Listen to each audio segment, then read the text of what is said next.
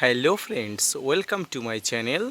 দেশ এবং দেশের বাইরে থেকে যারা আজকে আমার ভিডিওটি কন্টিনিউ করেছেন প্রত্যেককে gardener TRIPS with Kamal YouTube চ্যানেলে স্বাগতম।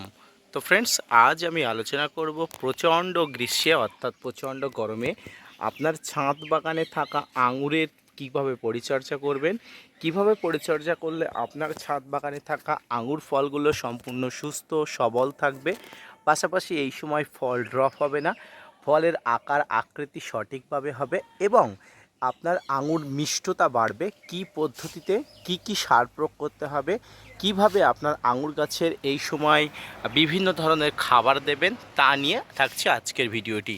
তো আজকের ভিডিওতে না স্কিপ করে সম্পূর্ণ দেখবেন এবং আপনি অবশ্যই উপকৃত হবেন। তো ফ্রেন্ডস, বর্তমানে আমার ছাদ বাগানের আঙুরগুলো যেগুলো দেখতে পাচ্ছেন, বয়স মাত্র 1.5 মাসের কাছাকাছি। আর এই 1.5 মাসের কাছাকাছি বয়স হওয়া মাত্রই আঙুরের নির্দিষ্ট আকার আকৃতি আসতে শুরু করেছে। সম্পূর্ণ গাছ জুড়ে থোকায় থোকায় আঙুর, আর এই থোকায় থোকার আঙুর থাকা অবস্থায় আপনার কাছে অধিক চ্যালেঞ্জ ফলগুলোর মিষ্টতা বৃদ্ধি থেকে সঠিক আকার আকৃতি বৃদ্ধি করা।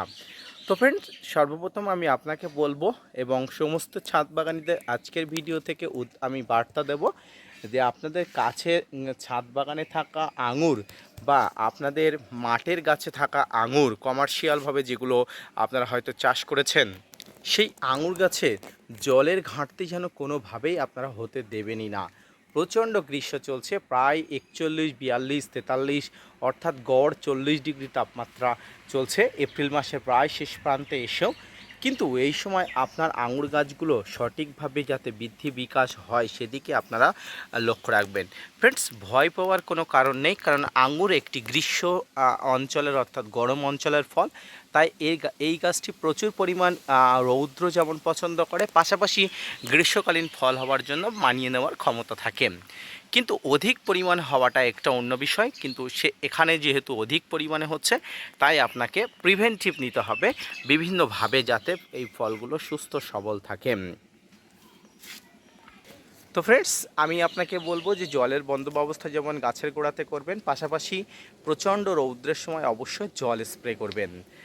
এর পাশাপাশি আপনাকে প্রতিদিন জল স্প্রে করার পাশাপাশি খাবারের বন্দোবস্ত করতে হবে। দেখুন, গাছ শিকড় থেকে যতটুকু খাবার পায় তা এই এতগুলো ফলের জন্য উপযুক্ত নয়, তাই বাইরে থেকে আমাদের খাবারের বন্দোবস্ত অবশ্যই করতে হবে।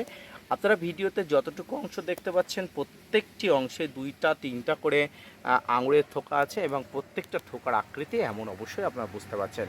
তো এই সময় বাইরে থেকে খাবার দিতে হবে। কি কি খাবার দেবেন ফ্রেন্ডস? এই সময় সপ্তাহে একবার করে খোল পচানো জল একদম তরল করে তার সঙ্গে জল মিশিয়ে দিয়ে আপনারা অবশ্যই দেবেন।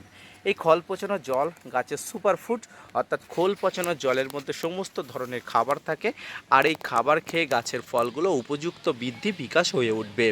এর পাশাপাশি আপনাকে অবশ্যই এই সময় বিভিন্ন ধরনের ফাঙ্গিসাইড ব্যবহার করতে হবে।